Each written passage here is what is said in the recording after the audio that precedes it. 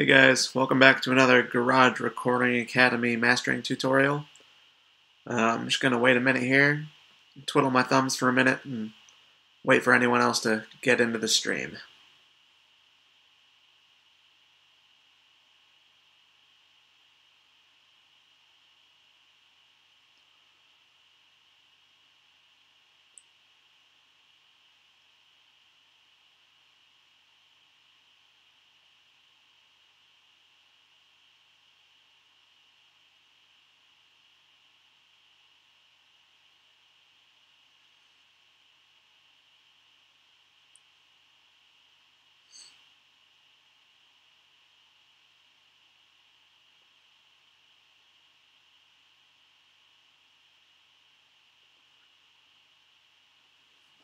Alright, we're going to jump right into the lesson.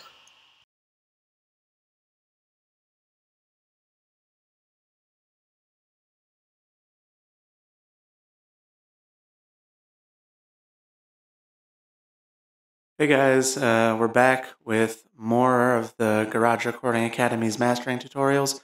Today we're going to be talking about multiband compression. Before we get into that, I just want to make sure that everybody has gone to garagerecordingacademy.com and gotten their free studio client interaction guide. It's a totally free guide.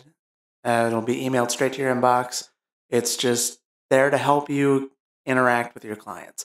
Make sure that everybody's happy, everyone's getting along, and everyone can work together well.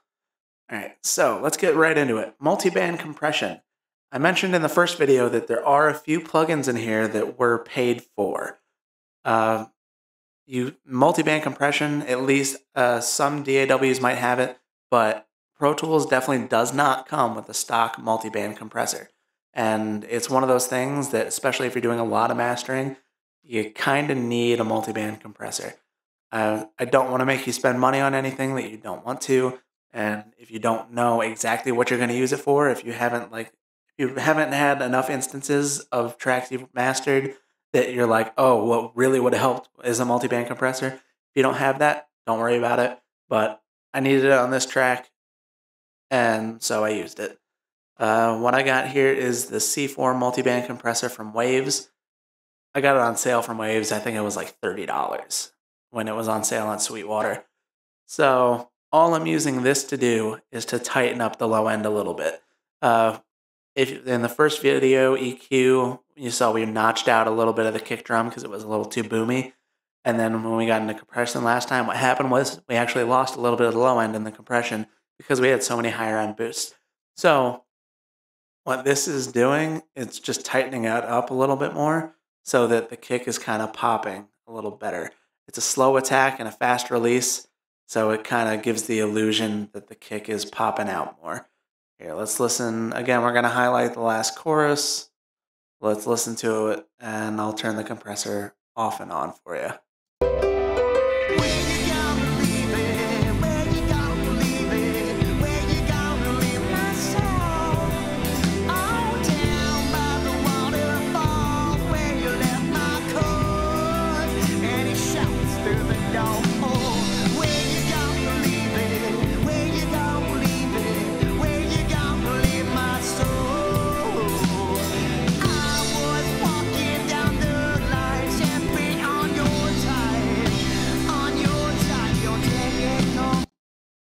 See, all it's doing really is it's just tightening up those really sub-lows, which is great. We were lucky enough on this mix, they actually did have a sub-kick on the kick drum.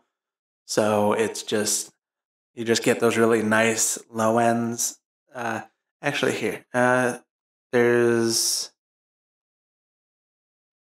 in the verse, they have some like kind of 808 like synth kicks.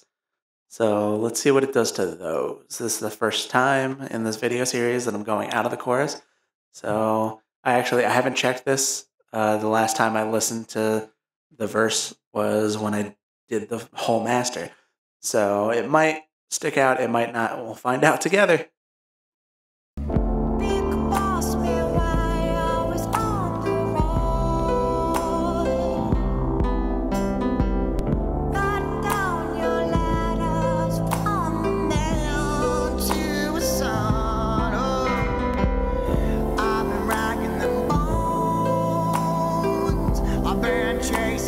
Yeah, see, I think what I actually did was, I think I used that specifically to control the 808s here.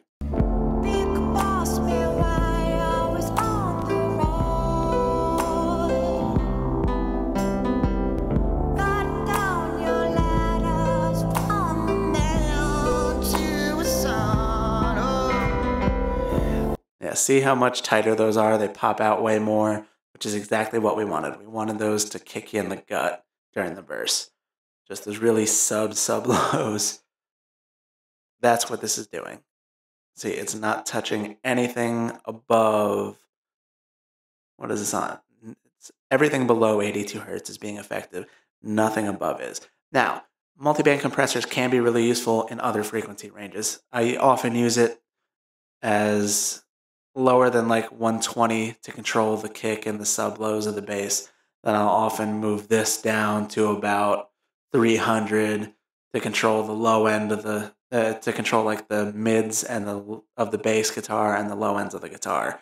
And then I'll often use up there to control the mids. I usually never use the highs, but this is normally what it'll look like, and these would all be on in other tracks that I use multiband compression, but this one, it only really needed it on the sub lows. So that's what we did. All right, guys, thanks for sticking around. Hopefully you'll stick around a little bit for the live Q&A after this video.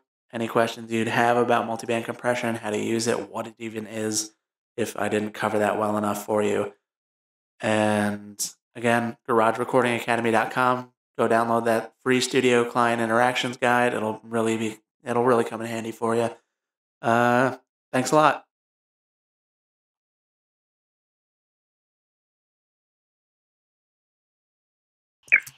Okay, so that was a really quick one.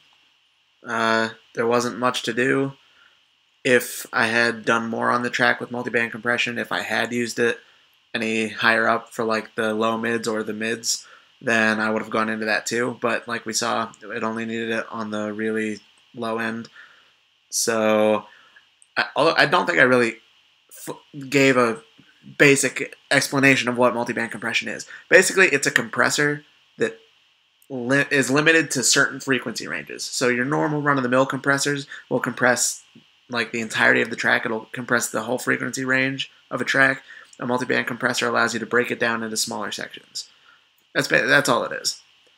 So if anybody has any specific questions about multiband compression, I'd be happy to answer them. Just drop them in the chat there.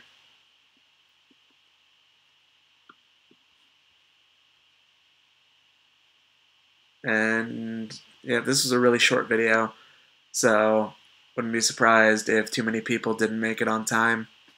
It's okay. There will be a replay of the video. It'll be available. Just the same link that you clicked to get to the live event should work to send you straight to the replay of the video. So thank you guys for watching. Make sure to check out the next video. It'll be tomorrow, same time, 7 p.m. Eastern. And make sure you go to garagerecordingacademy.com, download your free studio client interactions guide, and it'll save you a lot of grief with clients, trust me. All right. Hope to see you all tomorrow at the next video.